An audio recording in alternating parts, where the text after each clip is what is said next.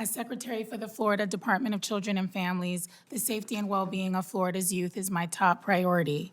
I'm honored to have this opportunity to share the stark reality of what unaccompanied illegal immigrant children face under the Biden administration's failed border policies.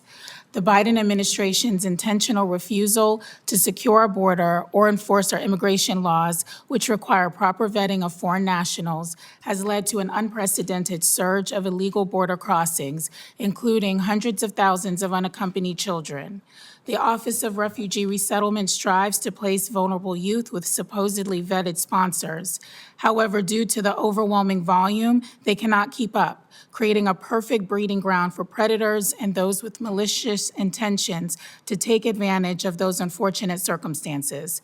This issue has been worsened by the federal government's lack of transparency, putting these youth and all Americans at great risk as some individuals pretend to be minors to commit crimes in our country. We've witnessed this firsthand in Florida. Thankfully, Florida has a strong leader in Governor Ron DeSantis, who has been leading the fight against this issue by strengthening laws, supporting law enforcement efforts, and allocating significant resources to combat human trafficking. Florida has stopped licensing foster and group homes, working with ORR until a cooperative agreement was reached with the federal government. This action was necessary due to inadequate vetting of sponsors and lack of follow-up by ORR to ensure the safety and well-being of the children placed with their sponsor. We interviewed a young girl who shared that on her journey over the border, people in her group were robbed, several girls, including her, were raped, and she witnessed a decapitation. This is the reality the federal government has created by failing to secure our border. The Department of Health and Human Services never agreed to our request for a cooperative agreement. Their spokesperson very clearly stated that they would not agree to the level of transparency sought by the state. As a mom, I can only imagine the desperation a parent must feel to send their child away alone to travel through harsh conditions for what they believe will be a better life. The reality is that in many instances, these minors are being trafficked across countries, placed with strangers, and forced to work illegal jobs to pay back the coyotes who brought them here. They may endure all kinds of abuse at the hands of their so-called sponsors or federal government approved.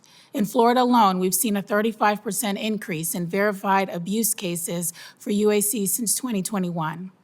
After Governor DeSantis requested the Florida Supreme Court set up a grand jury to investigate the impact of the border crisis on Floridians, including the unsafe practice of bringing unaccompanied children into the state, many troubling discoveries came to light, including the involvement of non-governmental organizations under the guidance of ORR in knowingly placing children in unsafe and unvetted environments. We've observed that decisive action to tackle illegal immigration has been effective. Governor DeSantis has signed the strongest anti-illegal immigration laws in the country, which prohibit driver's licenses for illegal immigrants, ban sanctuary cities, and require hospitals to track and report the number of illegal immigrants they see every day, which led to a more than 50% decrease in the amount of funding spent on Medicaid for illegal immigrants. We appreciate your interest in this critical issue. Our hope is that Congress can be armed with the information needed to hold ORR accountable and can demand greater oversight. Thank you.